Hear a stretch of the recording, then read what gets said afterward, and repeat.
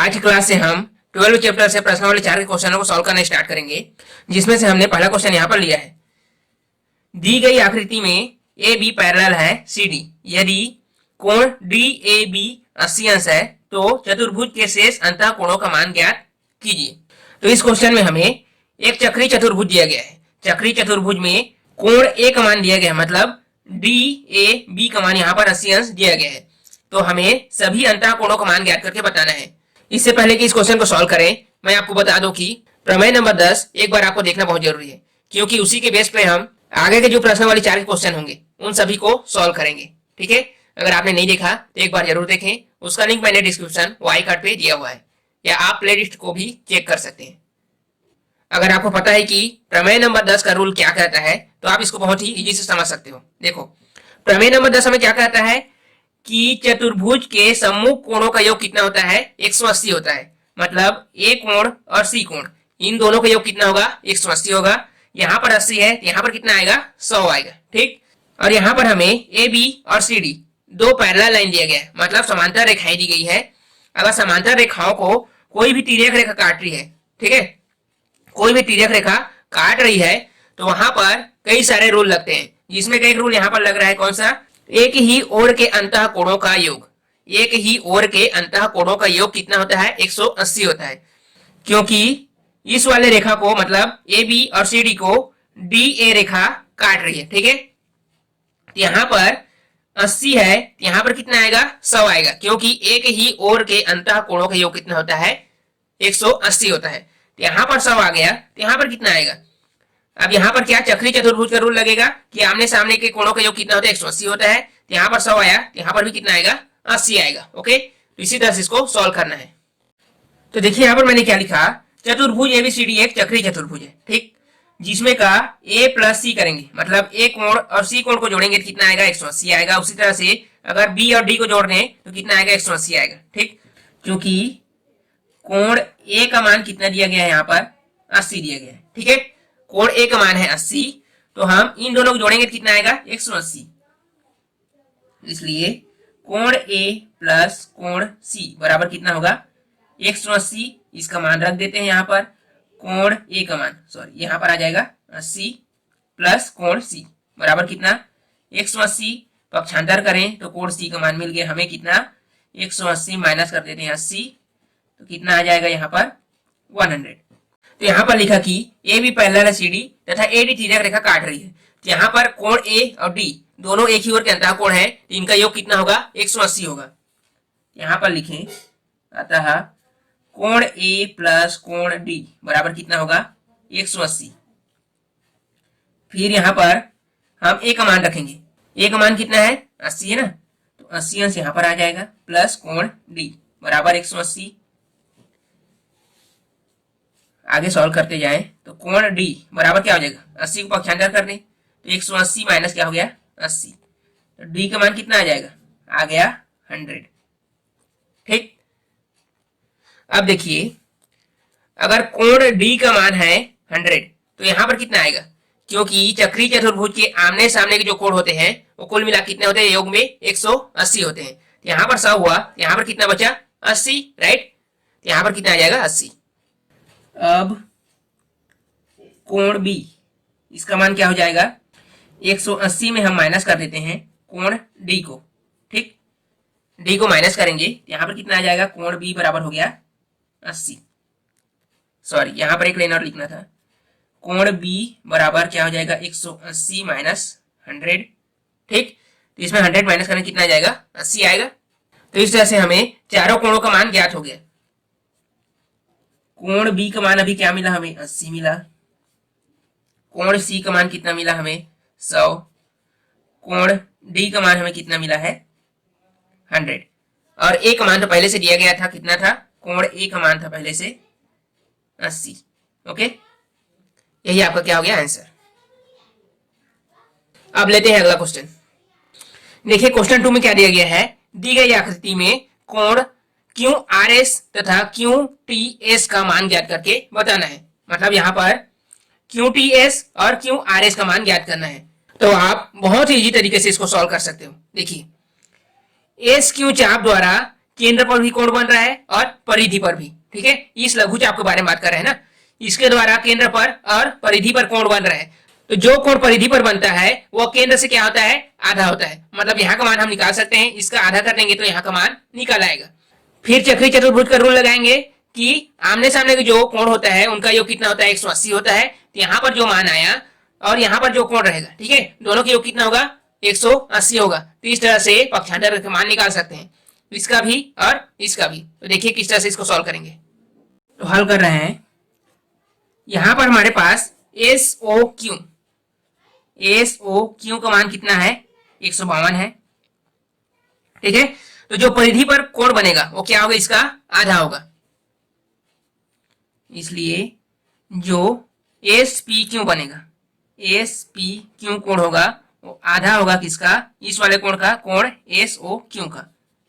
तो S P Q is equal to 1/2, इसका मान क्या है यहाँ पर, 152, ठीक। इसको घटा देंगे, 2 एकम 2, 2 सत्ते 14 हो गया और 2 छिक्का 12, मतलब कितना आ गया, 76। यहाँ पे क्या लिख सकते हैं, S P Q is equal to 76, okay. तो यहाँ पर देखिए एस पी क्यू अर्थात पी कोण का मान हमें ज्ञात हो गया। तो इसके आधार पर चक्रीय चतुर्भुज पी क्यू टी एस में हम पी का मान ज्ञात है तो टी का मान भी ज्ञात कर सकते हैं। कैसे, क्योंकि चक्रीय चतुर्भुज में आमने सामने जो कोण होता है उनका योग कितना होता है, 180 होता है। चलिए आगे हल करते हैं। क्योंकि पी क्यू टी एस एक चक्रीय चतुर्भुज है, इसलिए पी कोण और टी कोण इनका योग कितना होगा, 180 होगा। यहां पर लिखेंगे इसलिए एस पी क्यू कोण S P Q plus S T Q कोण एस टी क्यू, इसका योग कितना होगा, 180। यहां पर हमें एस पी क्यू का मान पता है कितना है, 76। यहां पर आ जाएगा 76 प्लस इसका मान हमें निकालना है S T Q is equal to कितना हो जाएगा, 180। पक्षांतर कर दो तो एस टी क्यू का मान हमें पता चल जाएगा, 180 माइनस कर देंगे 76 से। तो यहाँ पर कितना आएगा, यहाँ पर आपका आ जाएगा S T Q is equal to 104, okay. तो हमें यहाँ पर टी कोण का मान पता चल गया। अब हमें आर कोण का मान ज्ञात करके बताना है। यहाँ पर देखिए एस और क्यू वृत्त खंड द्वारा टी पर और आर पर कोण बनाया जा रहा है, मतलब एक ही वृत्त खंड द्वारा परिधि पर कोण बनाया जा रहा है। तो हम यहाँ पर प्रमेय नंबर 9 का रूल लगा सकते हैं। उसमें क्या था, एक ही वृत्त खंड द्वारा परिधि पर बने कोण क्या होते हैं, बराबर होते हैं। इस आधार पर टी कोण और आर कोण क्या होंगे, बराबर होंगे। अब कोण एस टी क्यू बराबर होगा एस आर क्यू के, यह नाम लिख सकते हैं क्यू आर एस, कोण क्यू आर एस, ठीक है। आप एस टी क्यू भी लिख सकते हो, क्यू टी एस भी लिख सकते हो, राइट। जिसको भी हमें कोण मानना है उसको बीच में रखना है बस। यहाँ पर टी को कोण माने टी को बीच में रखे, आर को कोण माने तो आर को बीच में रखे बस। इसका मान हमें ज्ञात है कितना है, 104।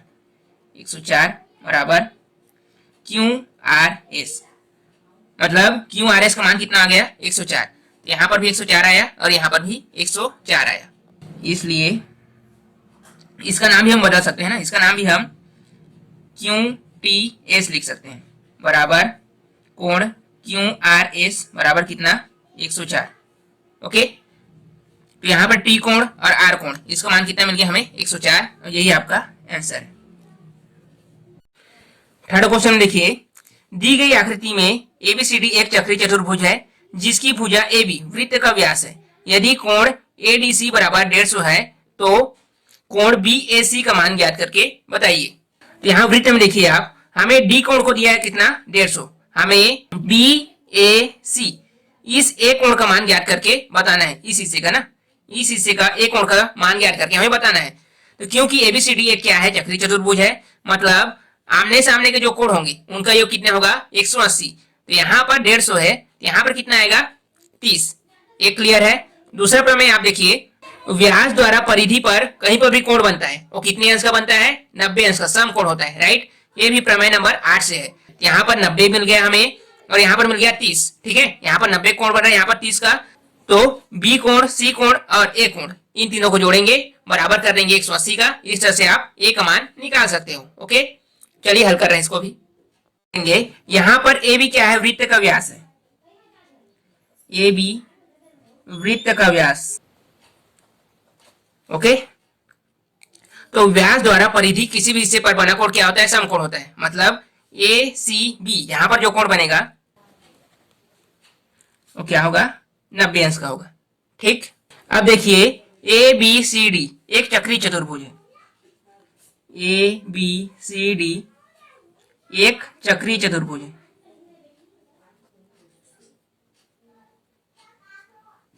ठीक, तो चक्रीय चतुर्भुज के आमने सामने जो कोण होता है उनका योग कितना होता है? 180। इसलिए कोण डी और कोण बी, कोण डी प्लस कोण बी, इसका योग कितना होगा? 180। तो डी का मान कितना है? 150। कोण बी बराबर कितना हो जाएगा? 180। तो यहां पर हम पक्षांतर करेंगे तो कोण बी का मान हमें मिलेगा 150 कर दें। ठीक है, कितना आ जाएगा? 30। कितना हो गया? 30। तो क्योंकि हमें इस ए का मान ज्ञात करना है इतने हिस्से का, तो हम क्या करेंगे? इस वाले त्रिभुज में लेते हैं, त्रिभुज ए बी सी में। त्रिभुज ए बी सी में त्रिभुज के तीनों कोणों को जोड़ेंगे, उनका योग कितना होता है? 180 होता है। तो हम इसका नाम लिख देते हैं A C B plus C B A plus B A C. Okay, इनका योग कितना होगा? 180। ठीक, हमारे पास किसका मान ज्ञात है? ए सी बी, मतलब सी कोण का मान कितना है? सी कोण का मान हमने निकाला यहाँ पर 90, यहाँ पर आ जाएगा 90 प्लस बी कोण, बी कोण को हमने कितना निकाला यहाँ पर? 30 प्लस बी ए सी, जिसका मान हमें ज्ञात करके बताना है। ओके, यहां से हम इसको जोड़ेंगे, कितना हो गया ये?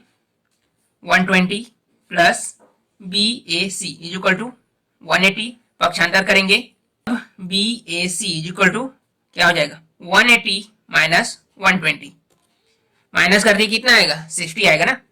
B A C is equal to क्या हो गया? 60। और यही आपका आंसर है। मतलब ए पर कितना कोण बन रहा है यहाँ पर? 60 का। ओके, आई होप आज की क्लास आपको अच्छे समझ में आया होगा। अगर कहीं पर भी कंफ्यूजन लगता है प्लीज कमेंट करके पूछ सकते हैं। ओके, अगले क्लास में मिलेंगे।